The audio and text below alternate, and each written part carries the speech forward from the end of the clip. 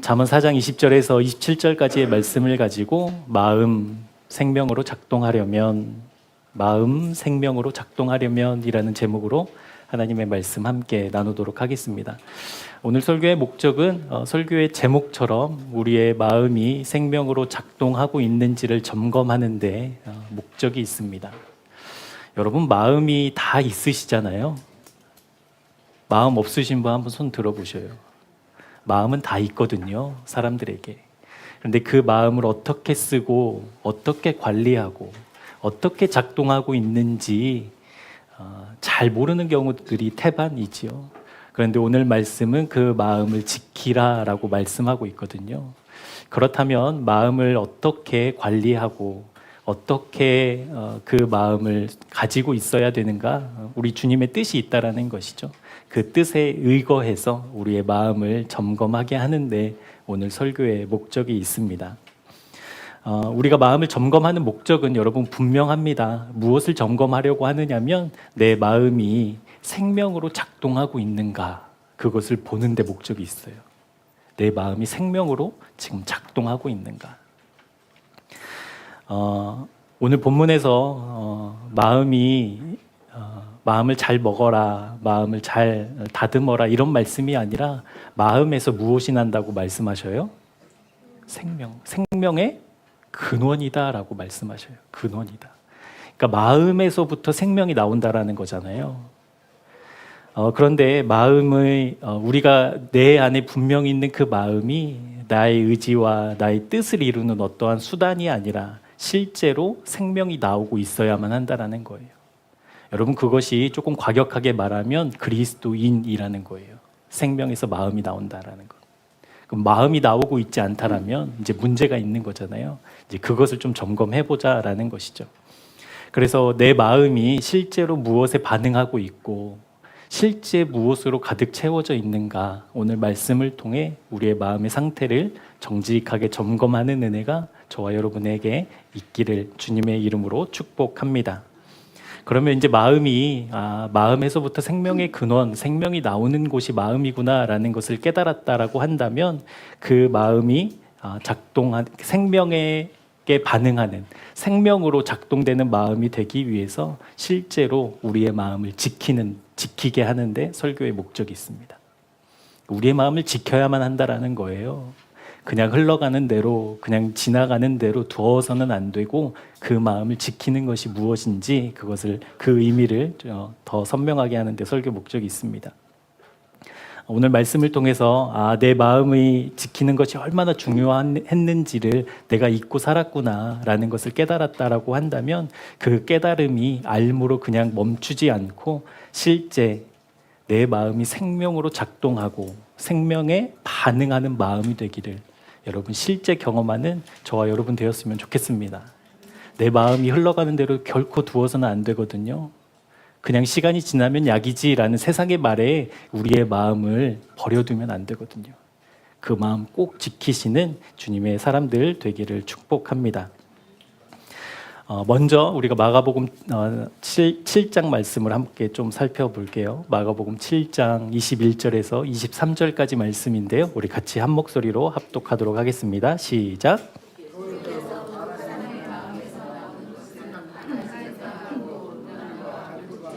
살인과 간음과 탐욕과 악독과 속임과 음탕과 질투와 비방과 교만과 우매함이니 이 모든 악한 것이 다 속에서 나와서 사람을 더럽게 하느니라. 여러분 이것은 우리가 부인할 수 없는 우리의 마음의 상태이지요.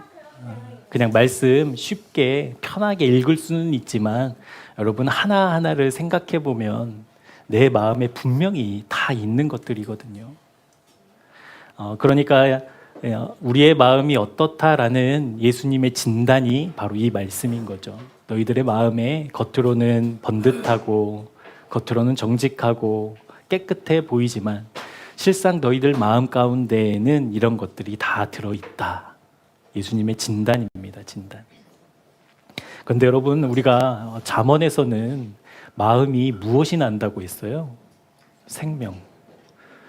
그냥 생명이 나오는 정도가 아니라 생명의 근원이 마음이라고 하셨는데 그런데 예수님은 왜 우리의 마음이 이렇게 더럽다고? 여러분 이거 하나하나 쪼개서 보면 이제 우리 부끄러워서 교회 못 나오거든요.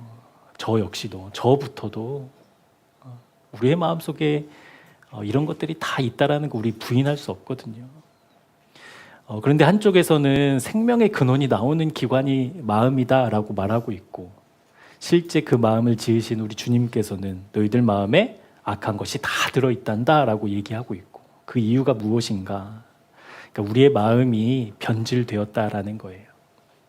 우리 마음이 부서지고 깨어졌다라는 거예요.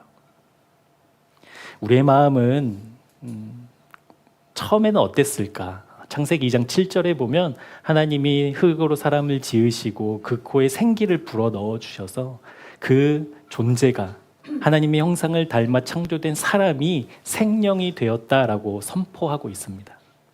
근데 여러분, 생명이라는 것은 살아있는 존재라는 거잖아요. 근데 사람이 지어지기 전에 생명체가 있었어요? 없었어요? 여기에서 이제 머리 극적극적 하시면 안 되고, 사람이 만들어지기 전에 생명체가 있었어요? 없었어요? 뭐가 있었죠? 동물이 있었고, 어류가 있었고, 또 조류도 있었잖아요. 그러니까 생명을 가진 생명체들이 있었다고요. 그럼에도 불구하고 하나님은 왜 사람에게 너는 생명이다라고 선언하고 계시는가? 그 이유가 무엇이냐면 하나님이 사람의 코에 후 하고 생기를 불어넣어 주셔서 그 생기가 사람 안에 들어갔잖아요. 그래서 그 사람이 생명이 되었잖아요. 그것을 하나님의 관점에서 하나님이 생명이라고 표현한 이유는 뭐냐면 하나님의 생기가 들어가 우리의 속에 무엇이 되었어요? 그게 마음이 되었어요. 마음. 그러니까 마음은 하나님을 알아보고 하나님을 의식하는 기관이라는 거예요. 여러분, 동물에는 마음 없어요. 좋고 싫고 이것만 있지. 나에게 이득이 되고 손해가 되는 것 이것만 있지 동물에는 마음이 없어요. 그러니까 동물은 하나님을 의식할 수 있어요? 없어요? 없어요. 우리가 요즘에 애견인들이 참 많지만 막 정말 자식처럼 키우는 분들 계시더라고요. 저희 동네에도 보면 막 이만한 강아지를 유모차에 태워가지고 막 애지중지 어떨 줄 몰라가지고 막 그 내리막을 내려가는 모습을 종종 보거든요. 내 자식처럼 여겨도 그 강아지는 하나님을 의식할 수 없어요. 마음이 없어서. 그러니까 하나님이 우리에게 생명이다라고 얘기했을 때 그 생명은 어떤 생명을 이야기하고 있냐면 하나님을 의식하고 하나님을 바라보는 것이 생명이다라는 거예요. 아멘. 그러니까 내 마음은 그냥 아무거나 받아들이고 내가 마음을 잘 먹고 그렇게 작동되는 것이 원래 우리의 마음이 아니라 우리의 마음은 생명으로 가득했다니까요. 하나님을 바라보고 하나님을 의식하는 그 마음이었다니까요. 그것이 다 깨어져서 오늘 마가복음 7장에서 얘기하고 있듯이 온갖 악한 것이 다 들어가 있는, 온갖 더럽고 냄새난 것이 다 내 마음에 자리 잡고 있는 상태가 바로 하나님을 떠난 마음의 상태라는 것. 하지만 사람이 하나님께서 후 불어넣어 주셔서 내 마음에 주님을 의식하고 주님을 바라보고 주님과 교제할 수 있는 그 마음이 있었던 그 사람이 교만해서 하나님의 말씀을 어기고 하나님으로부터 떠나게 되잖아요. 에덴 동산에서 쫓겨나게 되고. 그래서 사람이 그렇게 불순종으로 쫓겨나게 된 이후로 이제 사람은 어떻게 사냐면 그 마음으로 하나님을 바라보고 하나님을 기뻐하고 하나님으로 온전히 만족했던 사람이 이제는 하나님을 떠나게 되니까 내 힘으로 살아가야 되는 존재가 되어야만 했다라는 거예요. 그래서 사람이 받은 저주가 무엇이었어요? 여자는 임신을 하는 고통, 남자는 네가 땀 흘리고 수고해야만 먹을 수 있다라는 고통. 네 생명이 닿을 때까지 일평생 수고하는 존재가 된 그 저주를 받잖아요. 그러니까 그 수고라는 개념이 내가 노력하고 내 힘으로 땀 흘리는 나의 의지가 담긴, 그러니까 하나님으로부터 공급받는 생명이 아니라 내가 스스로 내 생명을 찾아서 헤매야 되는 그 저주받은 존재가 되었다라는 것입니다. 그래서 이제 사람의 마음은 하나님보다 무엇을 더 신뢰하게 되냐면 나의 힘을 신뢰하게 돼요. 나의 힘을 의지하게 돼요. 여러분 책 많이 보시죠? 베스트셀러 이렇게 보면 1위는 거의 비슷해요. 자기 개발서예요. 자기 개발서. 그러니까 자기 개발이라는 게 뭐예요? 내 스스로 내 힘을 기르는 능력이잖아요. 그러니까 그 힘으로 사람들이 다 살기를 원한다고요. 그러니까 그게 잘 안 되니까 책도 보고 싶고, 그것도 잘 안 되니까 강의도 듣고, 막 그러면서 내 마음을 잘 다스려서 이 세상에 있을 때 내 힘과 능력이 줄어드는 것, 그거 못 견뎌서 하여튼 이 세상에서 잘 살기 위해서 내 힘을 기르는데 온통 신경을 쓰는 세상이잖아요, 여러분. 그것이 하나님을 떠난 증거다라는 거예요. 하나님을 떠난 증거. 그러니까 사람이 하나님을 떠나게 되어서 받은 저주는 뭐냐면 이제 하나님을 상대하고 하나님으로부터 공급받는 그 인생이 아니라 내 힘과 내 의지를 의지하는 그러니까 하나님에 대해서는 죽고 나에 대해서는 산 존재가 되었다라는 겁니다. 여러분 그 결과가 어떻게 됐냐면 여러분 가인이 아벨을 죽이잖아요. 에덴 동산 나온 지 얼마 안 돼서 쳐 죽여요. 여러분 쳐 죽인다는 게 그 죽음에 이르기까지 고통을 다 느끼는 거잖아요. 칼로 이렇게 푹 찌르면 그냥 꽥 하고 죽지만 여러분 돌로 쳐 죽일 땐 죽을 때까지 돌 맞아야 되는 거니까. 여러분 이 끔찍한 일이 에덴을 떠나자마자 일어난 일이라는 거예요. 그리고 원래 하나님을 알아보고 하나님으로 만족했던 우리의 마음에 예수님의 진단처럼 온갖 악한 생각, 온갖 더러운 생각들이 우리의 마음에 가득 채워진 상태가 되었다라는 것. 전도서 2장 10절 말씀 우리 같이 한번 읽어보도록 할게요. 시작. 무엇이든지 내 눈이 원하는 것을 내가 금하지 아니하며 무엇이든지 내 마음이 즐거워하는 것을 내가 막지 아니하였으니 이는 나의 모든 수고를 내 마음이 기뻐하였음이라. 이것이 나의 모든 수고로 말미암아 얻은 몫이로다. 그렇게 하나님을 떠나서 하나님에 대해서는 죽고 나에 대해서는 산 사람들이 이제 스스로의 힘으로 살고 스스로의 능력으로 살아가야 되는데 여러분 그랬던 사람들이 다 실패한 것은 아니었어요. 그들의 그 노력과 있음으로 아무것도 얻을 수 없었던 것도 아니었어요. 여러분 보세요. 지금 전도자가 무엇을 얘기하고 있어요? 자기의 힘과 자기의 의지로 수고하고 아무것도 못 얻었어요? 얻었어요. 기뻤어요. 그것 때문에 행복했어요. 내 마음에 몫이 있었어요. 그것을 내 힘으로 얻을 수 있었다니까요. 이것을 이제 성과라고 하죠. 성과. 내가 수고하고 애써서 얻어낸 그 성과가 하나님을 떠난 사람에게도 있었다라는 거예요. 성과. 여러분 성과를 내면 기뻐요, 안 기뻐요? 그냥 조금 기뻐요. 막 세상이 떠나갈 듯 기뻐요.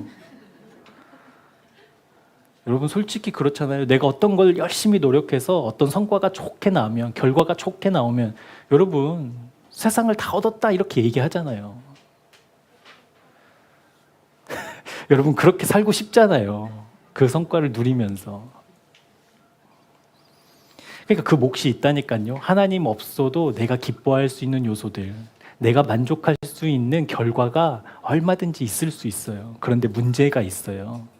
어떤 문제가 있느냐면 그렇게 얻어낸 기쁨, 그렇게 얻어낸 결과, 그렇게 얻어낸 나의 몫이 얼마 가지 않는다라는 거예요.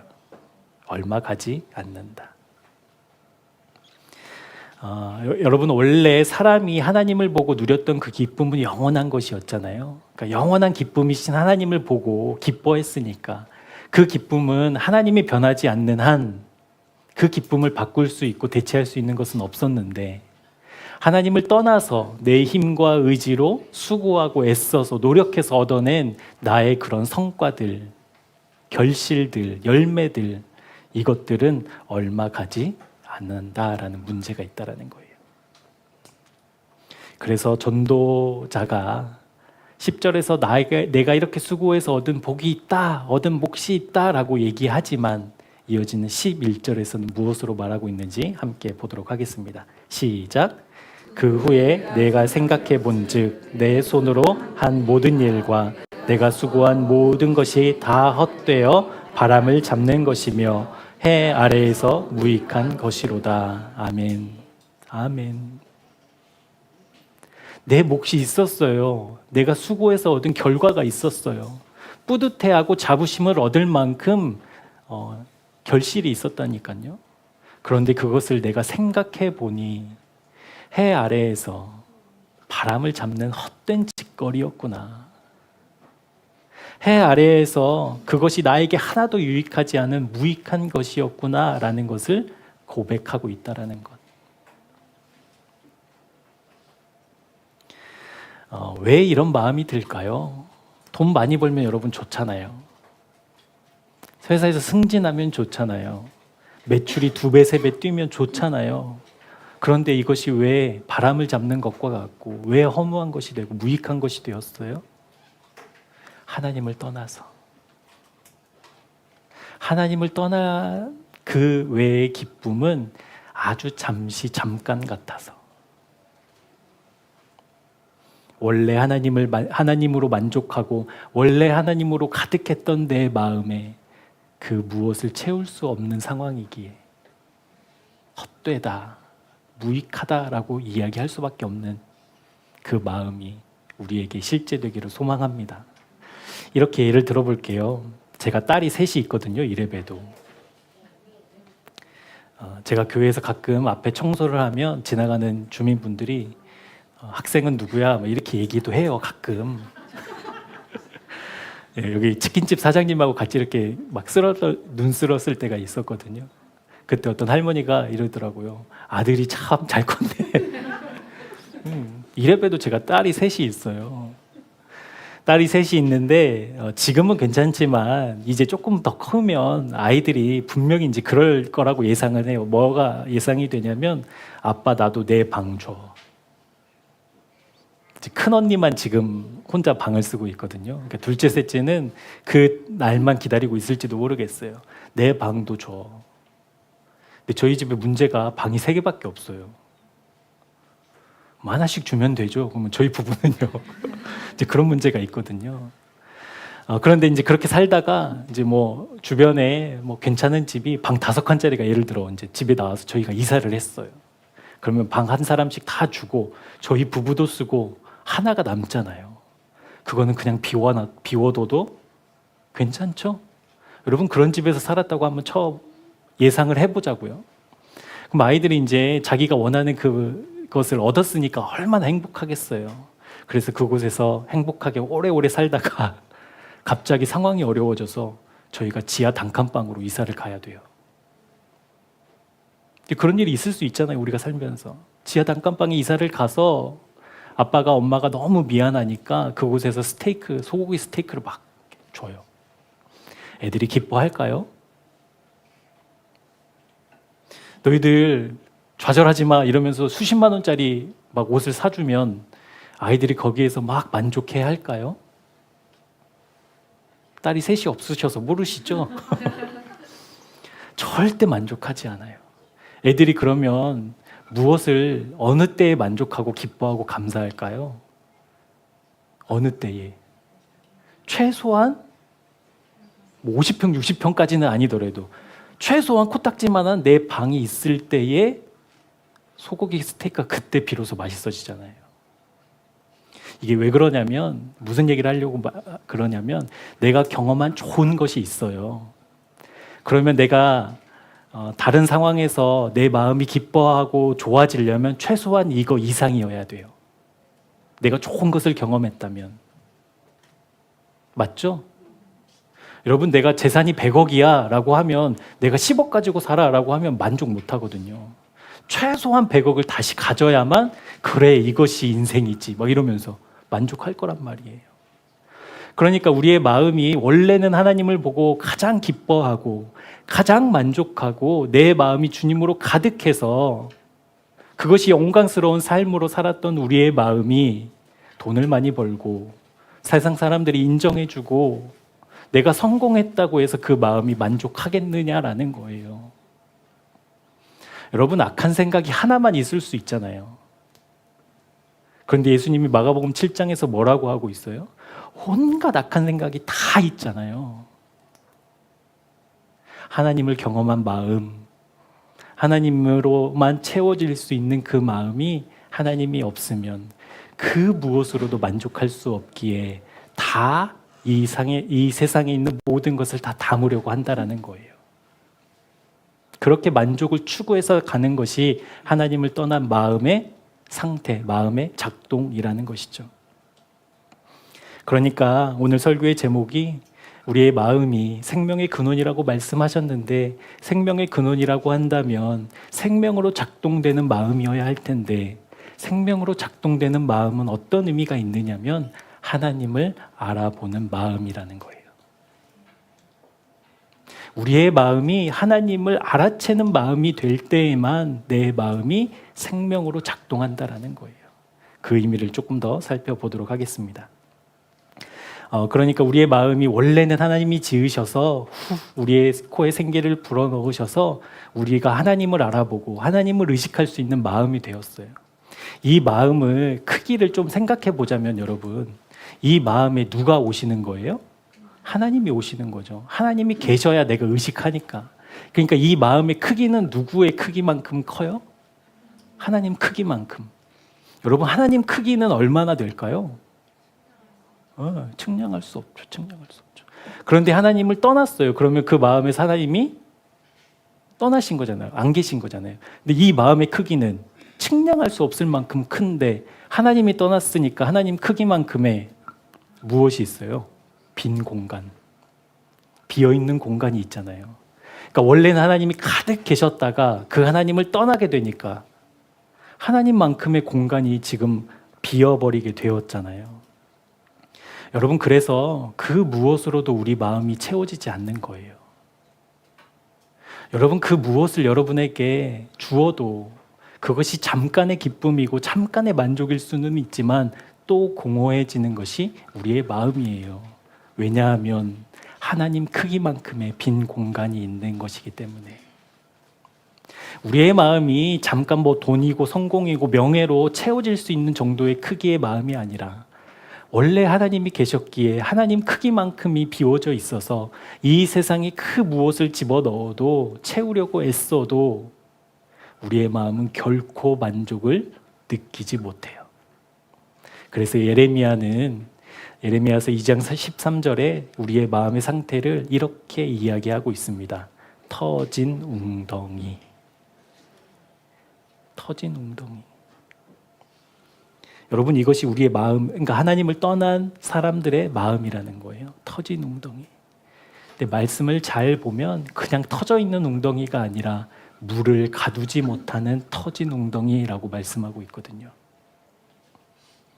물을 가둘 수가 없어요. 담을 수가 없어요. 한 방울도.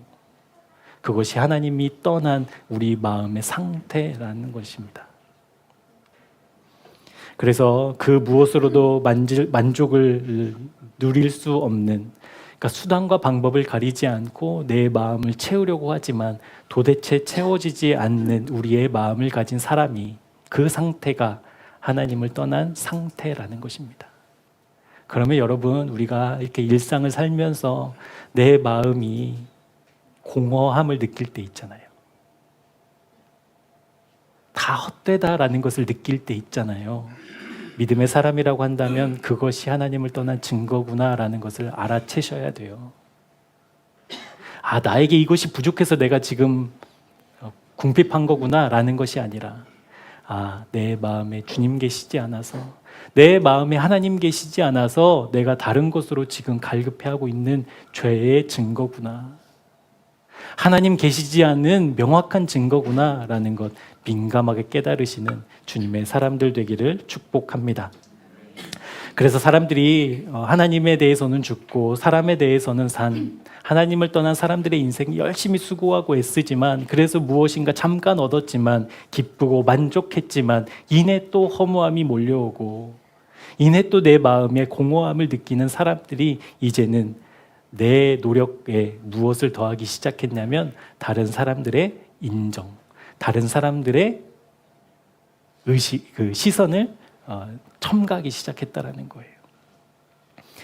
여러분, 다른 사람들의 인정, 그러니까 다른 사람들이 박수 쳐주고 다른 사람들이 나에게 그것을 인정해주고 다른 사람들이 나를 부러워할 만한 그것들을 찾아 헤매는 시대가 되었습니다. 여러분, 왜 사람들이 그렇게 다들 의대 가고 싶어 하죠? 여러분, 사람들이 왜 이렇게 돈을 벌려고 애쓰고 노력하지요? 여러분, 다른 사람들이 의사가 된 거 아무도 인정해주지 않으면 의대 갈까요? 안 갈까요? 여러분, 사람들이 내가 돈 많은 거 아무도 인정해주지 않으면 돈 벌려고 이렇게 애쓸까요? 안 쓸까요? 여러분, 다른 사람들 의식하며 살지 않으세요? 다른 사람이 나를 어떻게 평가할까? 다른 사람들이 나를 어떻게 생각할까? 지금 세상에서 사회적으로 내가 이 정도의 위치에 있다라고 한다면 이러한 모습 정도는 가지고 있어야 되는데 라는 것. 여러분, 그거 의식하며 살잖아요. 저만 그래요? 자꾸 이러실 거예요? 여러분, 의식하며 살잖아요.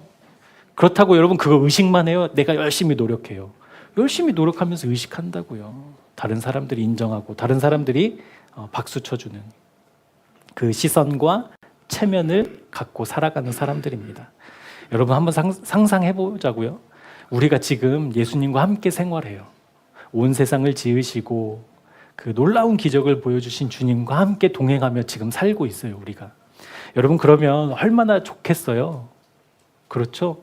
예수님이 말 한마디 하면 막 떡이 막 수천 명을 먹고도 남을 만큼 기적이 일어나고, 귀신 들린 사람이 예수님이 한마디만 하면 귀신이 떠나가서 온전한 사람이 되고, 병들고 아픈 사람들이 예수님의 옷자락만 만지면 건강한 몸이 되는 그 놀라운 기적을 막 일으키고 다니는, 여러분, 그 주님과 동행하면 얼마나 감격스럽겠어요. 여러분, 우리 교회에 저나 김민호 목사님이 기도해주면 병이 다 나아. 여러분, 그런 기적이 한 2번만 일어난다고 치면 우리 교회 바로 이사 가야 돼요. 좁아서. 예수님이시니까 예수님이 탁 쳐다만 봐도 막 문제가 해결돼. 어려움이 사라져. 내 고민이 막 해결돼. 여러분, 그 주님과 동행하는 그 감격 뭐라고 표현할 수 있겠어요? 그러니까 그 감격과 기쁨 안에 우리가 있다고 한번 상상해 보자고요. 그러면 그 주님이 너무 좋지 않겠어요, 여러분? 그 주님과 잠깐이라도 멀어지는 것 끔찍하게 싫지 않겠어요? 어떻게든 주님과 함께 있고 무엇인가를 해야 되면 다른 사람이 하면 좋겠지 내가 하고 싶진 않을 거 아니에요. 주님과 떨어지기 싫어서. 그렇게 실제로 제자들이 주님과 동거동락했잖아요.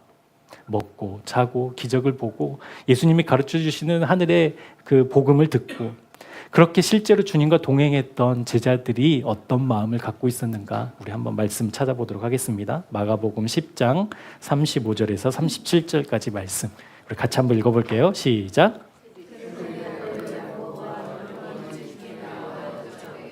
선생님이여, 무엇이든지 우리가 구하는 바를 우리에게 하여 주시기를 원하옵나이다. 너희에게 무엇을 하여 주기를 원하느냐 여짜오되 주의 영광 중에서 하나 주의 우편에 하나는 좌편에 앉게 하여 주옵소서. 그렇게 기적을 보여주신 예수님이 사람들에게 인기가 점점 높아지고 있어요. 예수님의 소식이 퍼지면 퍼질수록 예수님이 가는 곳마다 사람들이 그 예수님을 보기 위해 구름대같이 몰려오지만 실제 주님을 만나고 경험하는 사람들은 극소수에 불과해요. 그런데 제자인 나는 예수님 곁에 딱 붙어서 하루에 24시간을 주님과 함께 먹고 자고 생활하는 그 제자들이었잖아요. 여러분, 얼마나 이 프라이드가 있겠어요. 사람들이 구름대처럼 몰려들면 몰려들수록 누구 어깨에 힘이 들어가요? 누구 어깨? 내 어깨에 힘이 들어가는 거예요. 예수님의 자부심이 커져요? 내 자부심이 커져요? 내 자부심이 막 커지는 거예요. 사람들이 환호하면 환호할수록, 예수님이 하나님의 아들이다 라고 외치면 외칠수록 내가 더 든든해진다니까요. 맞죠? 여러분, 제가 전에 섬기던 교회에, 하여튼 이렇게 얘기하면 또 누가 아니까. 하여튼 정치 고위 관리직을 누가 안다고 쳐봐요. 나랑 친하다고 쳐봐요. 그럼 내 어깨에 힘 들어가요, 안 들어가요? 친구들한테 얘기할 때 막 그거 부끄러우면서 얘기해요. 막 자랑스럽게 얘기해요. 그러니까 제자들이 지금 그랬다는 거예요. 실제 주님과 동행하고 그 온 세상을 구원하실 메시아이신 주님을 바라보면서도 제자들은 어떤 마음을 품고 있었느냐면, 하나님, 주님, 제가 주님의 나라에 올 때 하나는 주님의 좌편에 앉고 하나는 우편에 앉게 해 주십시오. 이것을 요구하고 있어요. 당당하게. 길이요 진리이신 예수님이 곁에 계셨음에도 불구하고, 구원자 예수님이 그들과 함께 생활하고 계셨음에도 불구하고 진짜 예수님을 알아보지 못했던 제자들의 마음은 여전히 세상 사람들이 인정하는 그 자리, 더 높은 권력과 명예의 자리를 탐하고 있었다라는 거예요. 여러분, 이것이 어디에서부터 나왔다라는 거죠? 우리의 마음이? 왜 우리의 마음이 주님이 계셨음에도 불구하고 내가 세상에서 인정하는, 세상 사람들이 박수 쳐주는 그 자리를 더 탐내고 있지요? 주님을 경험한 적이 없기 때문에 그렇습니다. 주님의 가장 좋으심을 경험하지 못한 사람은 내가 경험한 것들 중에 최고의 경험, 최고의 가치, 최고의 기쁨을 요구하게 됐다라는 거예요. 그러니까 여러분, 이것은 무서운 말씀이에요. 주님과 제자들이 같이 있었잖아요. 동고동락했다니까요. 예수님의 말씀을 들었어요. 그런데 예수님을 실제 그 마음에 경험하지 못하니까 고작 원하는 것이 주님의 나라가 임하면 주님이 왕이 되실 텐데 그 왕좌의 좌우편에 앉는 그 영광을 주십시오라고 말하고 있다니까요. 여러분, 그렇다면 교회를 다니고 있지만, 내가 그리스도인이라고 이야기하고 있지만, 누군가 설문조사하면 내가 기독교라고 당당하게 기록하고 있지만 주님을 경험하지 않은 나는 여전히 주님의 좌우편에 앉고 싶어요 라고 기도할 수밖에 없다라는 거예요. 사랑하는 새생명교회 교우 여러분에게 사랑으로 권면합니다. 저와 여러분 안에 있는 마음은 반드시 생명으로 작동되어야만 합니다. 반드시 그래요. 반드시 그 생명으로 작동되어야만 하는 그 마음, 우리 하나님께서는 꼭 지켜라고 말씀하고 계셔요. 오늘 본문인 우리 잠언 4장 23절 말씀 같이 한번 읽어보도록 하겠습니다. 모든 지킬 만한 것 중에 더욱 내 마음을 지키라. 생명의 근원이 이에서 남이니라. 아멘. 여러분, 마음을 먹는다, 마음을 품는다, 또 마음을 다스린다라는 말들이 많이 쓰지만 하나님은 마음을 지켜라 라고 말씀하고 있잖아요. 왜 말씀을 지키라고 말씀하고 계시냐면 우리의 마음은 가만히 있지 않기 때문에 그래요. 아까도 말씀드렸지만 하나님 크기만큼의 그 공허함을 가만히 둘 수 없는 마음이기 때문에 그래요. 무엇으로라도 채워야 되고 그 어떤 것이라도 담아서 그 빈 공간을 메꾸려고 하는 것이 마음의 작동이기 때문에 하나님은 그 마음을 지켜야 한다라고 이야기하고 있습니다. 여기에서 지키다라는 히브리어 단어는 나차르라는 단어를 쓰고 있는데요. 이 단어는 어떤 개념이냐면 경호하는 개념이에요. 경호.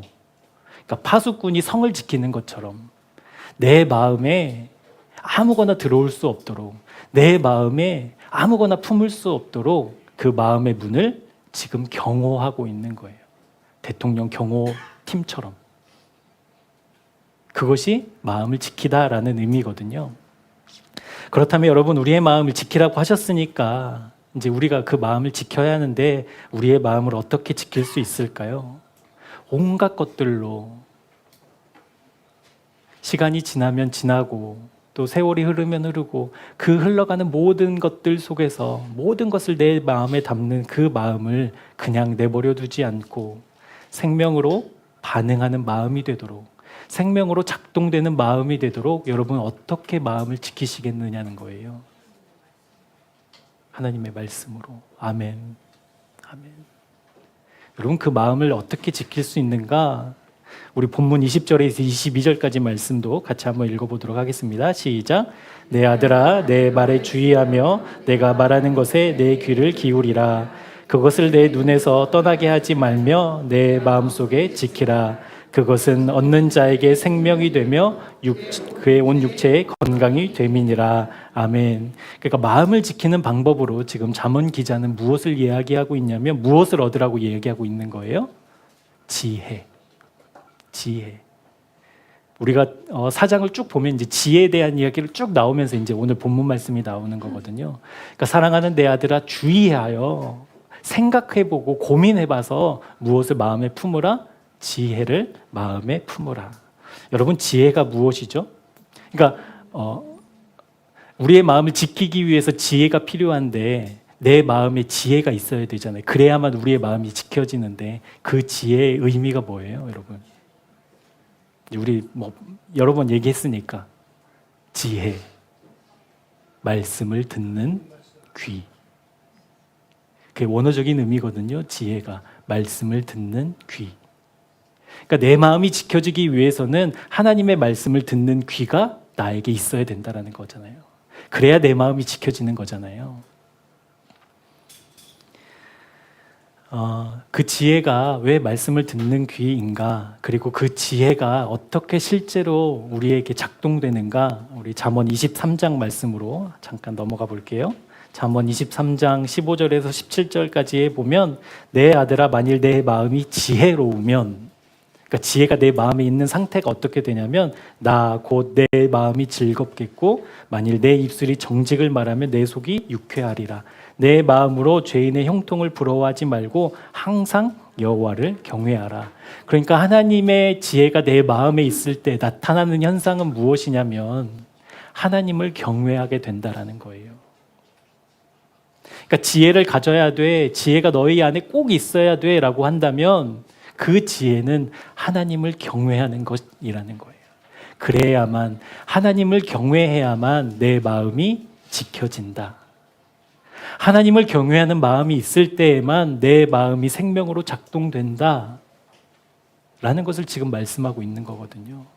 여러분, 하나님을 경외하는 것이 무엇이지요?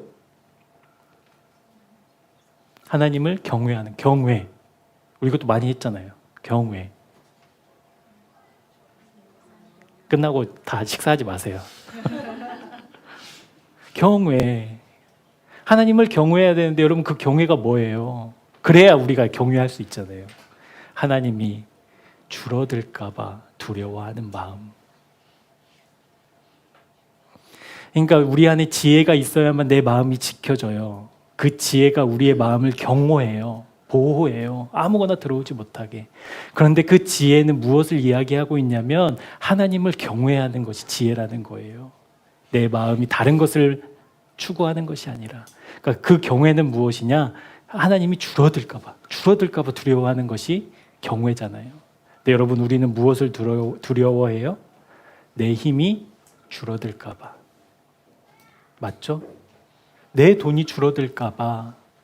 사람들이 인정해주는 그 인정이 줄어들까 봐. 여러분, 우리 부들부들 떨면서 살잖아요.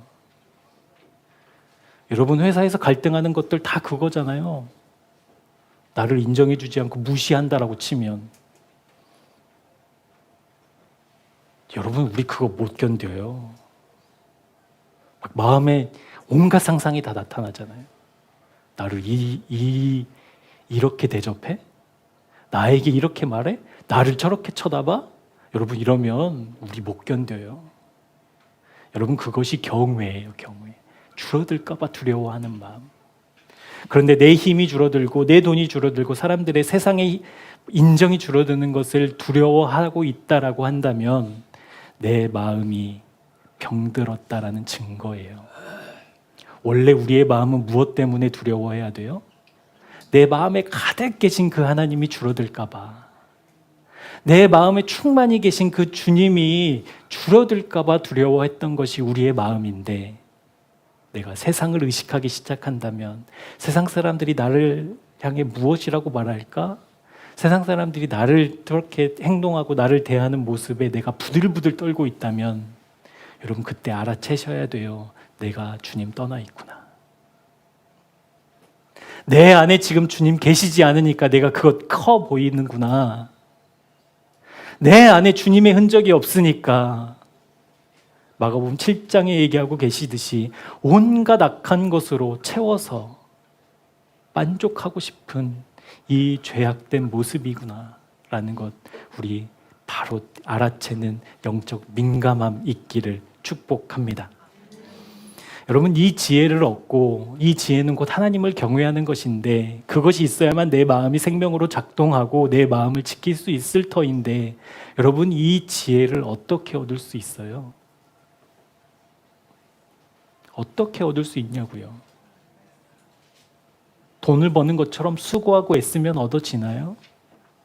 내가 성공해서 사람들이 인정해주는 그 높은 자리에까지 올라가면 이 지혜가 생기나요? 이 지혜를 어떻게 얻을 수 있죠? 여러분 기본적으로 우리는 이제 주님의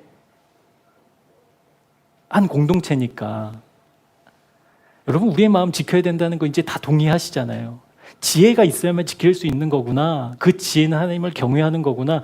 그러니까 내가 하나님을 경외하면 내 마음 지켜지는 거구나. 다 동의하시죠?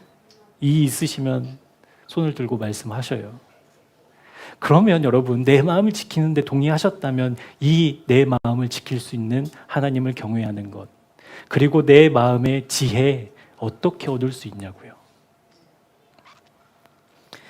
이것을 좀 제가 도식으로 만들어 봤어요. 우리가 하나님의 그 지혜, 하나님을 경외하는 것으로 우리의 마음이 지켜지기 위해서 지혜가 필요한데 그것을 어떻게 얻을 수 있냐면 가장 먼저 내 마음이 정상이 아니다라는 의식이 필요해요. 지금 내가 사람들을 의식하고 세상에서 잘 되고 싶은 마음 그것이 자연스러운 거구나가 아니라 이거 하나님을 떠난 증거구나. 이거 생명을 잃어버린 고장난 내 마음의 상태구나라는 것을 의식하는 것이 가장 먼저예요. 여러분 돈 많이 벌고 싶은 거 자연스러운 거잖아요. 여러분 돈 적게 있고 싶으셔요? 많이 있고 싶으셔요? 우리 황 집사님 이렇게 막 조용히 하지만 다 들리거든요. 많이요. 아마 마음은 그랬을 거예요. 그렇죠? 내가 하여튼 벌 수 있을 만큼 이게 하나님을 떠난 증거구나. 내 마음 고장나 있는 상태구나라는 것 첫 번째로 의식하는 것이 필요해요. 그러면 여러분 내 마음이 고장났다라는 것을 의식하면 그 다음 작용이 뭐냐면 이 고장난 마음이 고쳐져야 되잖아요. 이 고장난 마음이 정상으로 바뀌어야 되잖아요. 그래서 원함이 생겨요. 하나님 내 마음이 이렇게 고장나 있는데 내 마음 좀 고쳐 주옵소서. 이 원함이 두 번째로 있어야 돼요. 그러니까 내 마음이 고장났다라는 것을 알았어요. 이 고장난 마음으로 살 수 없어요. 그래서 주님의 은혜로 이 마음 좀 고쳐주세요 라고 했다면 마지막으로는 하나님이 일하시는 대로 하나님의 말씀대로 내가 순종할게요 라고 나오는 거죠. 그러니까 첫 번째로 내 상태를 의식하고 이 상태가 옳지 않다라는 것을 알고 깨달아서 이제 주님 안에서 회복되기를 원했다라고 하면 반드시 하나님의 말씀에 순종하게 돼 있습니다. 그렇게 하나님의 지혜가 우리에게 임한다라는 사실이에요. 이것을 이렇게 예를 들어 볼게요. 이것은 마치 아이들이 주사 맞는 거랑 비슷해요. 이제 뭐 독감이나 예방주 업종 이렇게 맞을 시즌에 아이들을 데리고 가면 이제 부모님들은 진을 다 빼거든요. 왜 진을 뺄까요? 아이들이 주사를 안 맞으려고 하니까. 말보등을 치거든요. 도망가기도 하고. 제가 그런 아이도 봤어요. 병원에서 이렇게 기다리고 있는데 아이가 막 도망가 밖으로. 그래서 봤더니 이제 주사 맞을 차례가 됐는데 맞기 싫다고 엄마 버리고 간다니까요. 그렇게 이제 아이들이 주사 맞기를 싫어해요. 왜 싫어할까요? 안 맞아도 살만하니까 맞고 싶지 않은 거예요. 맞죠? 여러분 정말 아픔을 경험한 아이들은 주사 안 맞겠다고 안 해요. 정말 내가 죽을 것 같이 아픔을 경험한 아이들은요, 주사라도 놔줘라. 이제 이렇게 돼요.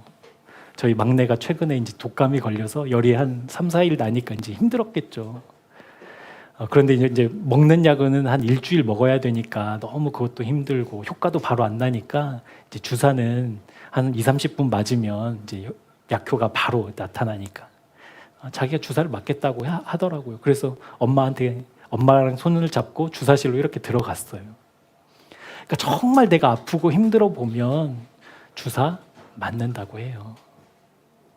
근데 그 아픔이 별거 아니라고 여기면, 내가 아직 살만하다고 여기면 이제 몸부림치고 엄마 버리고 도망가요. 그러니까 뭐냐면 내가 지금 너무 아프구나라는 것을 의식한 아이들은 내가 빨리 낫고 싶은 거예요. 그래서 유치원도 가고 학교도 가고 친구들하고 재미있게 놀고 싶은데 놀 수도 없고 집에서 할 수 있는 것도 없으니까 빨리 나아야 되겠다라는 원함이 생겨요. 그 원함으로 뭐 해요? 자기 팔을 내어주는 순종으로 이어진다니까요. 이제 아이 키워보시면 알아요. 그러니까 내 상태를 의식해요. 너무 아픈 아이들은 원한다니까요. 빨리 낫기를. 빨리 나으려면 주사 맞으면 빨리 나라고 하면 그래 아프지만 참고 맞아요. 이게 영적인 원리라는 거예요. 여러분, 내 마음이 고장났다. 내 마음이 지금 하나님으로부터 떠났다.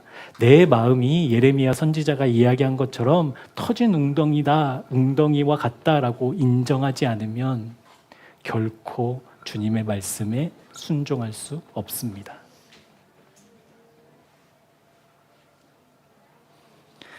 사랑하는 여러분, 그러고 보니까 저와 여러분의 마음이 정상이 아니지요?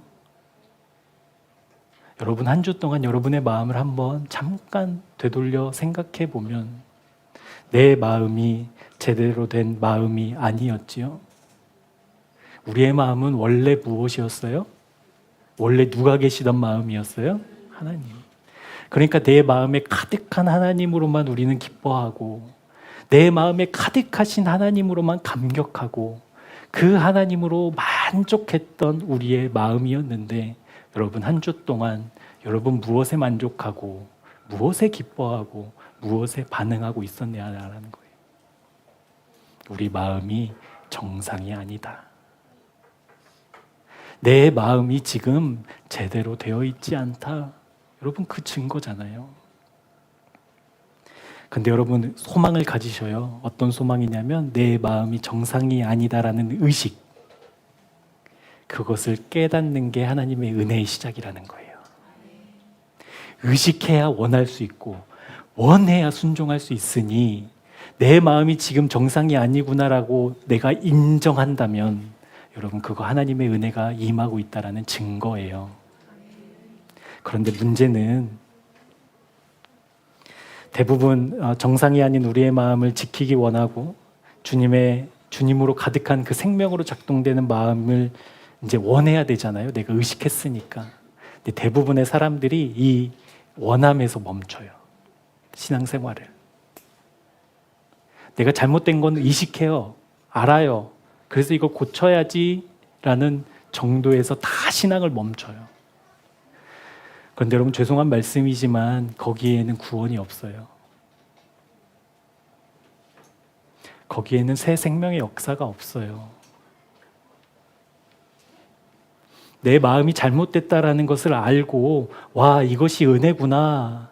내가 지금 은혜 받았구나 라는 것으로 나는 내 할 일 다 했다라고 여긴다면 그 은혜 때문에 구원받지 못해요. 그 은혜가 있다라는 것 이유는 내 마음이 의식하고 원하게 되고 결국 그것으로 하나님의 말씀의 순종까지 이어져야만, 여러분, 그것이 우리가 말하는, 성경에서 말하는 구원, 거듭남, 새 생명, 그 의미가 이거예요. 내 마음이 잘못됐구나. 그래서 주님, 내 마음이 원래 주님의 마음으로 거듭나기를, 고쳐지기를, 회복되기를 원합니다. 그러하오니 주님, 내가 주님의 말씀에 기꺼이 순종하겠습니다. 그래서 여러분, 우리가 실제로 이 구원이 임한, 이 거듭남의 역사가 임한 새 생명이 우리 마음에 있는 실제 믿음의 사람은 삶이 바뀌어요. 바뀔 수밖에 없지요. 내 마음을 고치기를 원하는데, 내 마음이 잘못됐다는 걸 아는데, 그러려면 주님의 말씀을 따라가고 순종해야 되는데, 어떻게 여러분, 세상 사람들이 보는 것과 똑같이 보고, 세상 사람들이 추구하는 것과 똑같이 추구하고, 세상 사람들이 가는 곳으로 똑같이 걸어가면서 고작 일주일에 한 번 여기에 나와서 예배드리는 것으로 내가 구원받았다라고 얘기할 수 있냐고요. 그건 구원이 아니에요, 여러분. 그건 구원받았다라고 스스로 착각하고 사는 거죠. 그래서 여러분, 우리가 농담 삼아 이야기하지만 천국에 가면 놀라는 세 가지 지점이 있다라고 하잖아요. 첫 번째는 천국에 사람이 너무 없어서. 두 번째는 저 사람이 왔네? 마지막 세 번째는요, 내가 천국에 있는 거예요. 그것 때문에 놀라는 거예요. 여러분, 구원은 그렇게 좀 감안하고 들으셔요. 오늘 설교에 쭉 이제 그 바탕에 의거해서 구원은 그렇게 쉽게 받아질 수 없어요. 그렇게 내가 하나님이 날 사랑하셔, 하나님 날 구원하신데 나 은혜가 있어 깨닫고 있으니까 여러분, 그것으로 구원받았다라고 착각하시면 안 돼요. 구원은 반드시 내 마음이 생명으로 작동되는 경험이 있어야만 합니다. 내 마음이 생명에 두근두근하고 그 하나님을 경외하는 삶이 있어야만 그것이 구원입니다.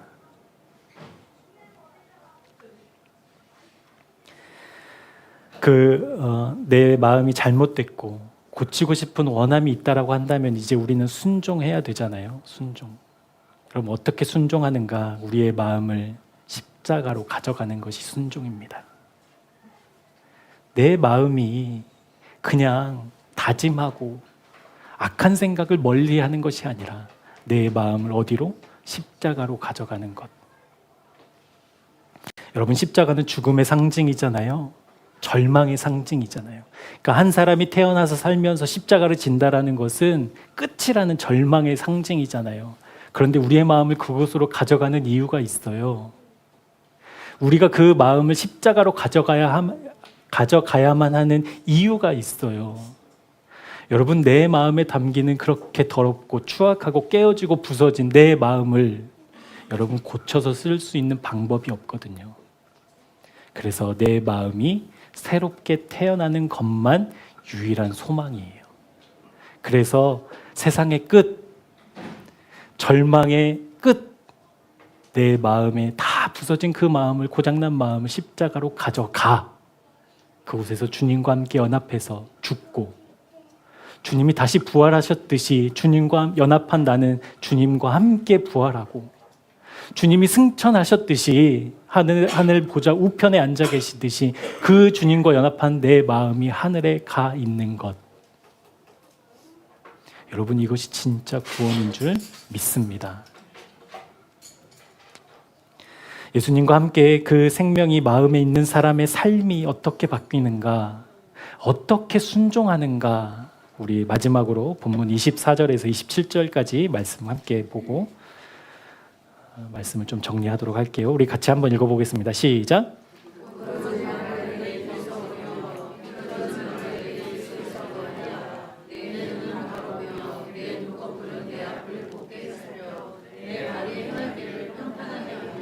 내 모든 길을 든든히 하라. 좌로나 우로나 치우치지 말고 내 발을 악에서 떠나게 하라. 아멘. 여러분, 이렇게 살 수 있는 사람은 어떤 사람이에요?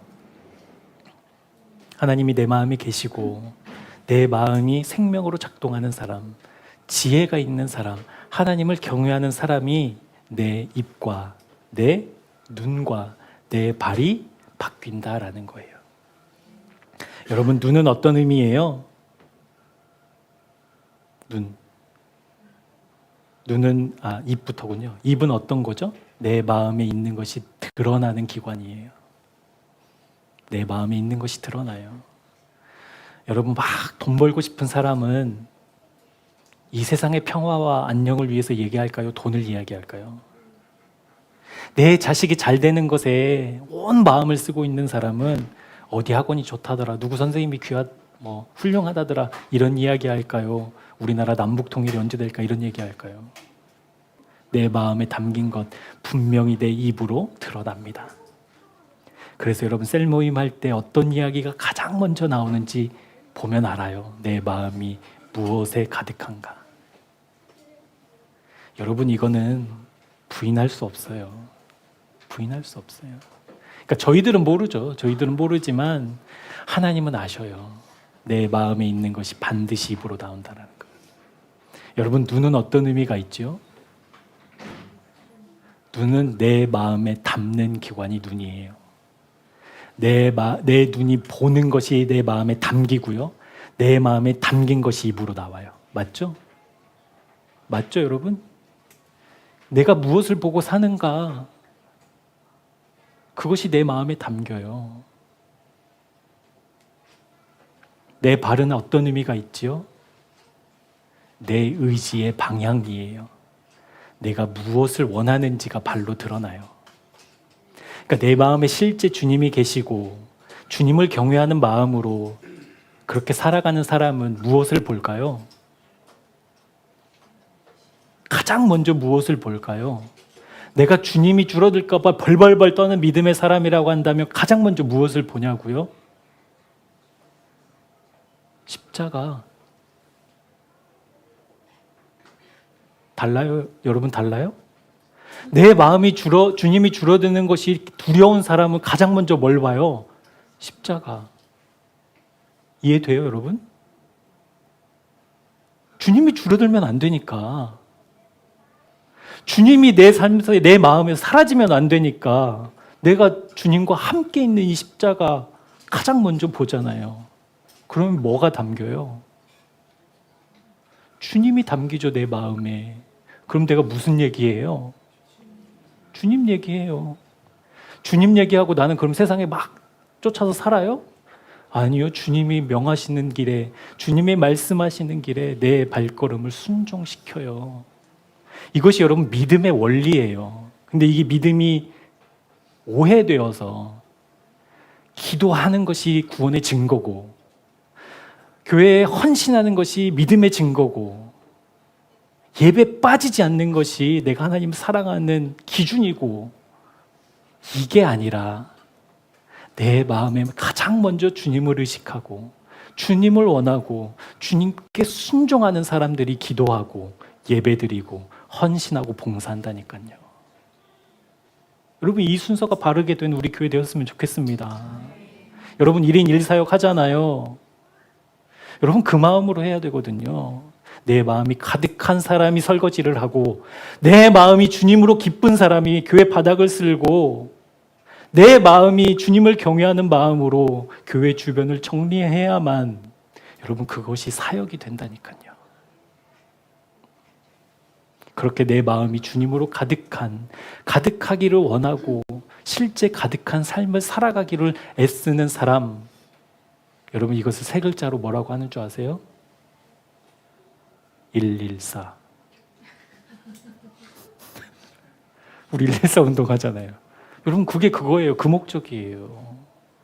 내 마음이 잘못됐구나. 내 마음이 주님으로 거듭나고 새로워지고, 그래서 주님의 말씀에 순종하기 위해서 뭐예요? 1시간 구별해서 말씀 보고 기도하고 하나님의 말씀을 따라가기를 소망하고 순종하는 삶. 114. 아멘. 당장 우리에게는 앞으로 큰 도전이 남았죠. 이제 한 주 동안 우리 설 명절 보내셔야 되는데 여러분 기분이 좋으셔요? 제가 말씀 준비하면서 연휴가 왜 이렇게 길다냐 여러분 우리 이렇게 연휴를 보내는데 오늘 말씀을 실제 적용했으면 좋겠습니다.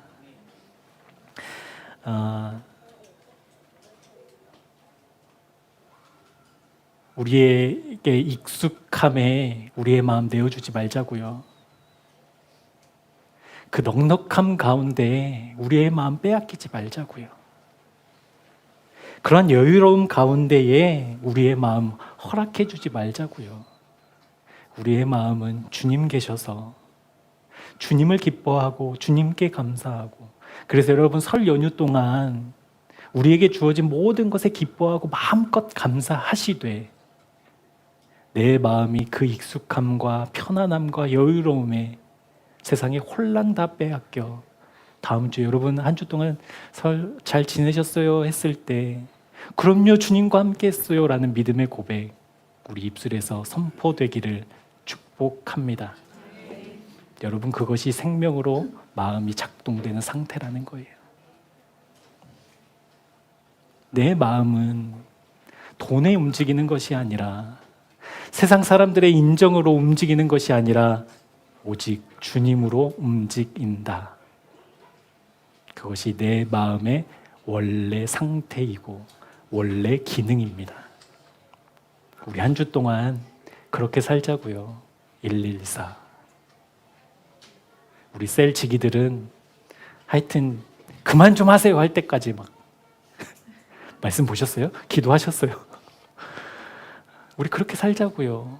우리의 환경이 어떻게 바뀌더라도 우리 주님으로 만족하고 싶다고, 우리 주님으로 기뻐하고 싶다고, 이 세상 그 무엇으로도 내 마음 채울 수 없어 주님만 바라본다고, 가족들과 함께 나누고 함께 기뻐하고 함께 즐거워하면서 그 주님 잃어버리는 실수 예수의 이름으로 끊어지기를 축복합니다.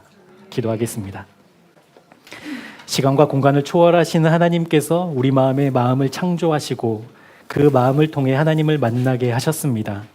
하지만 죄로 인해 하나님을 떠난 사람은 그 마음이 무엇으로도 만족하고 기뻐하고 채우지 못해 온갖 것들을 담으려고 하는 헛된 수고로 가득한 인생이 되었습니다.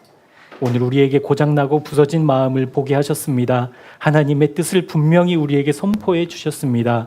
오직 십자가에서 연합한 마음으로 세상이 줄 수 없는 만족과 기쁨, 하늘의 영광을 담으라 말씀하셨습니다. 그러하오니 주님, 우리의 고장난 마음을 의식하고 새롭게 하실 주님의 은혜를 사모하며 실제 주님의 말씀에 순종하는 주님의 사람들 되게 하여 주옵소서. 그렇게 우리의 마음을 지키는 한 주가 되게 하시고 주님을 경외함으로 우리의 마음이 생명으로 작동되는 하늘 기쁨 누리는 새생명교회 교우들 되도록 축복하여 주옵소서. 예수 그리스도의 이름으로 간절히 기도합니다. 아멘. 고장난 우리의 마음을 새롭게 하시려고 십자가에서 모든 것을 내어주신 사랑의 주님, 우리의 마음이 어찌 이리 망가졌는지요. 터진 웅덩이처럼 도대체 채울 수 없는 우리 마음이 기뻐 보려고, 만족해 보려고 헛된 수고로 우리의 시간과 생명을 갉아먹고 사는 우리의 실존을 보게 해 주셨습니다. 이제 오직 주님만 내 소망됨을 믿음으로 선포하오니 십자가에 내 마음 가 있어 주님과 함께 죽고 주님과 함께 부활해 하늘에 가 있는 거듭난 새 마음을 허락해 주옵소서. 다른 사람을 의식하느라 온통 내 마음을 써버린 마음을 돌이켜 오직 내 마음의 주인 되시는 주님이 계심으로 세상이 줄 수 없는 평안과 기쁨과 만족이 실제였으면 좋겠습니다. 사랑하는 주님, 설 연휴가 시작됩니다. 한 주 동안 우리의 마음 세상에 내어주지 않도록 깨어있는 교우들 되게 하여 주옵소서. 익숙함을 경계하고 편안함과 넉넉함에 속지 않으며 자유로움 속에 흐트러지지 않도록 우리의 마음을 지키라는 주님의 말씀에 순종하는 우리들 되게 하여 주옵소서. 다른 것에 우리의 마음 내어주지 않겠습니다. 성령님, 우리를 도우셔서 생명으로 작동하는 마음 확인하고 경험하는 하늘의 은혜 허락해 주옵소서. 구별하여 준비한 예물을 하나님께 드립니다. 이 예물을 드린 손길들을 기억하시고 그들의 삶과 가정과 일상 위에 물질을 뛰어넘는 아버지의 은혜를 소유한 백성들로 살게 해 주옵소서. 예물을 드리는 손길들마다 순전한 마음으로 드리게 하시고 이 예물을 사용하시는 곳마다 주님의 사랑과 말씀 뿌려지게 하여 주옵소서. 이제는 우리 구주 예수 그리스도의 은혜와 하나님 아버지의 변치 않으시고 철회되지 않으시는 사랑하심과 성령님의 신실하신 인도하심이 오늘 우리의 마음을 세상에 내어주지 않고 오직 주님으로 가득한 생명으로 작동하는 마음이 되기를 원하는 주님의 사람들 위해 지금부터 영원토록 함께 하옵시기를 간절히 축원하옵나이다. 아멘.